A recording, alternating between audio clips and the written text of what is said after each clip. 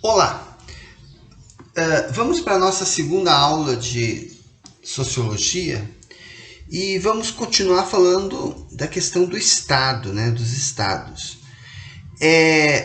Primeiro a gente viu as formas de governo, né, como o poder ele é exercido, e hoje nós vamos ver como esse poder se organiza, né,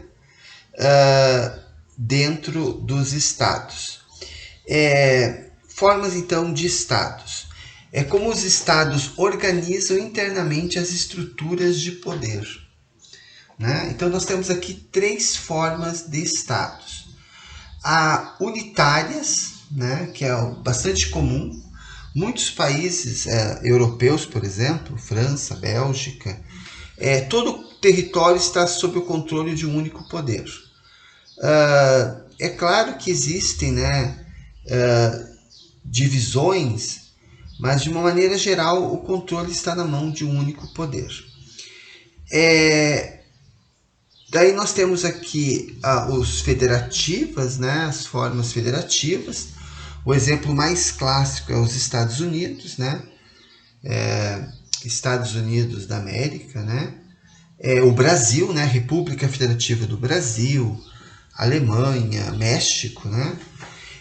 Então, o território estatal está subdividido em partes administrativas que gozam de certa liberdade de poder. Um exemplo que a gente pode citar aqui na pandemia, o Supremo Tribunal Federal assegurou o direito dos estados, né, decidirem se haveria abertura de comércio ou não, né? Então, existe uma certa liberdade, né? E a terceira forma, né, as confederadas, né, onde o poder central é quase inexistente. Aqui na imagem nós temos uma bandeira dos Estados Confederados, né? Houve lá em 1860, 65, a Guerra Civil Americana, né? O norte contra o sul dos Estados Unidos. Então, o norte defendia uma república federativa, o sul um estado confederado, né? E aqui, recentemente, o NASCAR, né, a corrida de carros, proibir, né, a bandeira confederada porque ela defendia a escravidão, né? E logo o racismo. Sistemas de governo. Então, existem dois sistemas de governos, né, que é a forma pela qual os diferentes poderes interagem no exercício de um poder dentro de um Estado. Então, é uma república, mas ela é parlamentarista ou é presidencialista? Existe uma monarquia, mas ela é parlamentarista ou é presidencialista? Ou, no caso, não existe presidencialista, né? Ou ela vai ser uma monarquia absolutista, parlamentarista, né?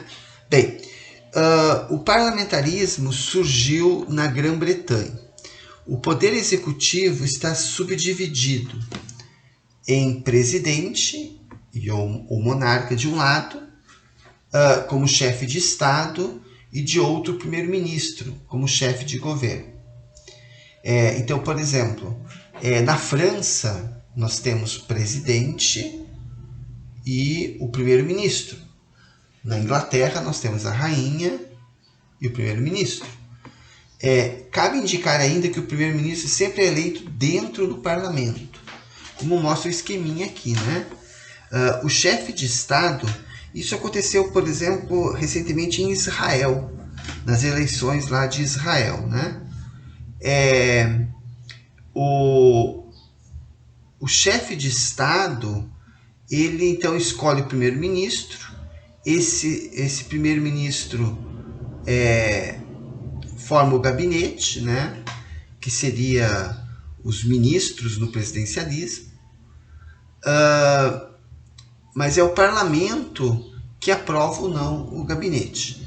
Então, o chefe, né, de Estado, ele vai escolher um primeiro-ministro que vai agradar o parlamento. Não adianta ele querer bater de frente, porque se isso acontecer, pode ter que haver novas eleições. Então, além do parlamentarismo, nós temos o presidencialismo, que surgiu então nos Estados Unidos, né, na independência, né, na Constituição dos Estados Unidos. O chefe de governo e de Estado são o mesmo indivíduo, né, como acontece aqui no Brasil, que exerce o poder executivo de maneira individual e interdependente. O que é esse interdependente, né? O presidente pode vetar atos legislativos, é o que acontece aqui no Brasil. Contudo, esses atos podem ser reprovados, derrubando o veto presidencial, a partir de uma maioria. Então, isso aqui a gente, né, quem acompanha os noticiários políticos, quem acompanha a política brasileira, isso aqui está volta e meia acontecendo. O executivo não pode fechar o parlamento. E em condições específicas, o parlamento pode despedir o chefe do executivo, no impeachment. Então, o executivo não pode simplesmente mandar fechar o parlamento. Se isso acontecer, é o famoso golpe. E o parlamento ele só pode tirar o chefe do executivo diante de um impeachment, ou seja, um processo que é aberto e que o presidente ele sai por algum motivo que ele violou a Constituição, que ele violou a lei. Nos últimos anos, nós tivemos aqui no Brasil 2 impeachments, né? Do Collor de Mello e da Dilma. O semipresidencialismo, ele também está um pouco presente no Brasil, né? Ele acaba se misturando. Nessa forma, o presidente normalmente eleito não possui todo o poder de uma república presidencialista, mas tem mais poder do que um sistema parlamentar. Nesse tipo de organização, estruturam-se 3 órgãos centrais: o parlamento, o primeiro-ministro e o presidente, que conta com o apoio de populares. Então é uma mistura de presidencialismo com parlamentarismo. Mas no Brasil, no nosso país, o que predomina é o presidencialismo de coalizão, que nós temos aí muito presente. Nada mais é do que a forma pela qual o poder executivo, o presidente, conduz a administração pública, distribuindo postos administrativos em busca de apoio político e a formação de uma maioria parlamentar. Aí vem a brincadeira, né, que muitos falam, né, é dando que se recebe. Nesse sentido, podemos compreender que, para que um governo consiga colocar em prática sua agenda governamental, se faz necessário criar uma base de sustentação no poder legislativo. Então, muitas vezes o que a gente vê no Brasil nos últimos anos e recentemente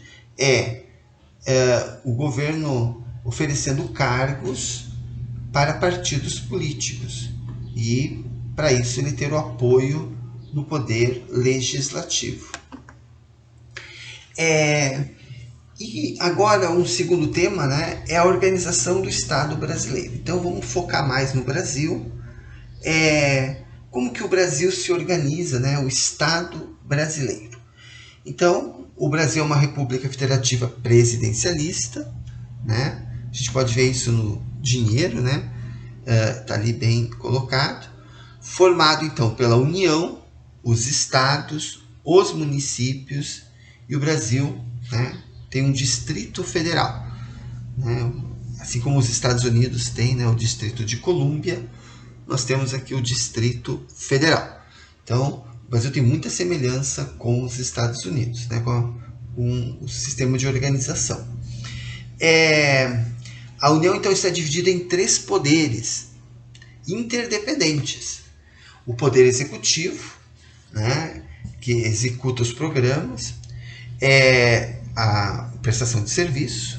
Aqui no Brasil nós temos uma mania de acreditar no salvador da pátria, citando alguns, né, Getúlio Vargas, Lula, Bolsonaro, entre outros, achando que o poder executivo faz milagre, né? Então, na verdade, é uma interdependência, né? Cada um tem um papel. Então, o poder legislativo, os deputados, eles são tão importantes quanto um presidente, né? Eles também têm uma participação nesse poder. Então, eles trabalham na elaboração de leis. Então, é preciso a gente estar fiscalizando, né? Que leis são essas que estão sendo elaboradas. E o poder judiciário, ele faz a mediação dos conflitos. Quem cria a lei é o legislativo. Cabe ao judiciário, então, a partir dessas leis, a partir da Constituição, que foi criada em 88 por um parlamento, por um legislativo, julgar as normas, né, as leis estabelecidas. Então, no Brasil não existe o quarto poder, né? Conferir ao exército, ao outro órgão, o quarto poder, o moderador, existia lá no Brasil, na monarquia. Então, hoje, o Brasil tem 3 poderes. Não existe um quarto poder. E aqui, encerrando esse primeiro vídeo, nós temos o poder legislativo, eu elaboro as leis, o judiciário, eu aplico as leis, né? E o executivo, eu administro. Então, os 3 poderes, né? No iluminismo, né? Na ideia da divisão do poder, porque, como dizia Montesquieu, no iluminismo, o poder corrompe.